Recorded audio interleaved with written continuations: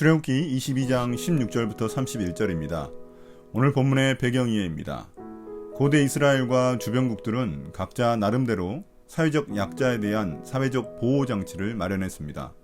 물론 문화적 공통성 때문에 비슷한 법들이 많지만 각자의 종교적 이유로 인해 다른 법들이 존재했습니다. 특히 성경의 율법은 언제나 사회적 약자에 대한 자비와 긍휼을 바탕으로 하고 있습니다. 주의할 점은 현재 우리의 법 상식과는 어느 정도 차이가 날 수 있다는 점을 고려해야 합니다. 16절부터 17절입니다. 처녀와 동침한 남자에 관한 법.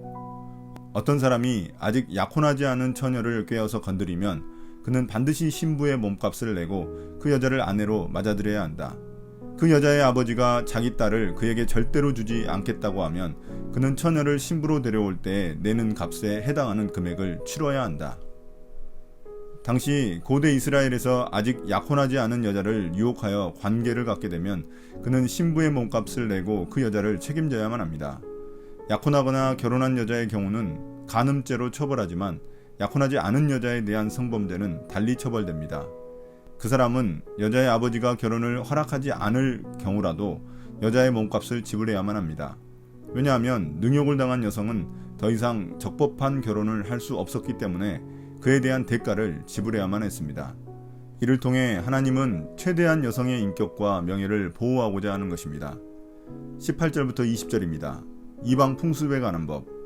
마술을 부리는 여자는 살려두어서는 안 된다. 짐승과 교접하는 자는 반드시 사형에 처하여야 한다. 주 밖에 다른 신에게 제사를 드리는 자는 반드시 없애야 한다. 이 법들은 이스라엘의 신앙을 위협할 수 있는 이방인들의 풍습에 관한 것입니다. 모두 사형 대상입니다. 마술 부리는 여자란 무당을 의미하며 사형 대상입니다. 짐승과 성행위를 하는 자도 사형 대상입니다. 레위기를 보면 그 짐승도 같이 죽여야 합니다. 하나님의 창조 질서에 어긋나기 때문입니다. 당시 가나안 종교에서는 수간이 성행한 흔적들이 있습니다. 글의 문맥상 수간이 우상숭배 행위 사이에 등장하는 것을 보면 당시 수간이 단순한 성행위가 아닌 점치는 수단으로 사용되었을 것입니다. 또한 다른 신에게 제사를 드리는 우상숭배자도 사형 대상입니다. 이방 종교의 제사는 하나님의 창조 질서를 훼손하고 인간의 존엄성을 해치는 행위입니다. 그들의 제사에는 인신제사가 포함되어 있었으며 음란한 행위들이 포함되어 있었습니다. 이런 이방 풍습들이 백성들 사이에 퍼질 가능성이 있었기에 사형이라는 강한 형벌을 내린 것입니다. 21절부터 24절입니다. 나그네와 과부와 고아에 관한 법.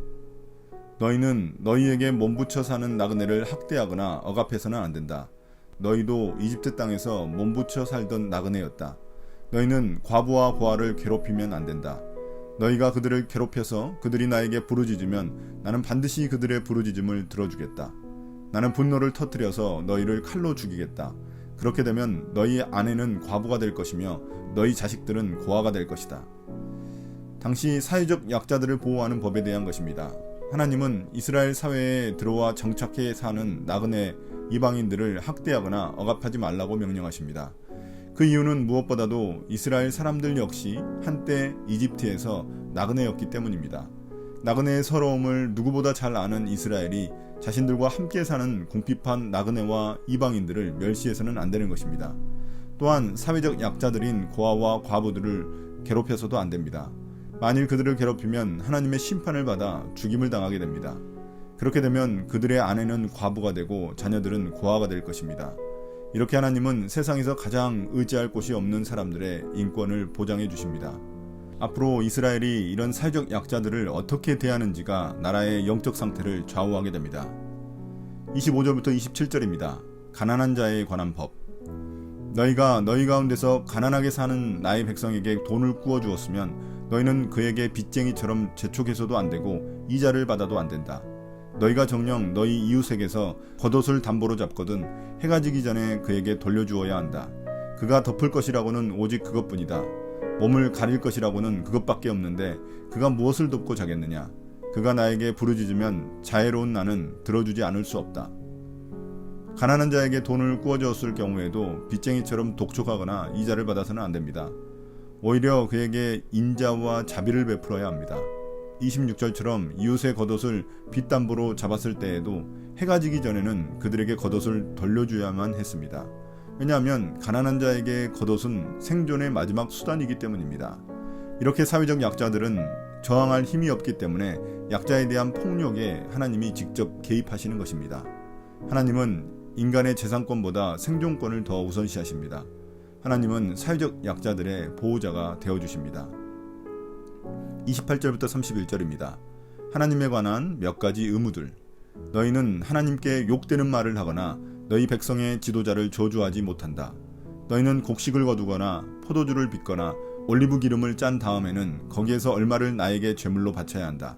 너희는 맏아들들을 나에게 바쳐야 한다. 너희 소나 양도 처음 난 것은 나에게 바쳐야 한다.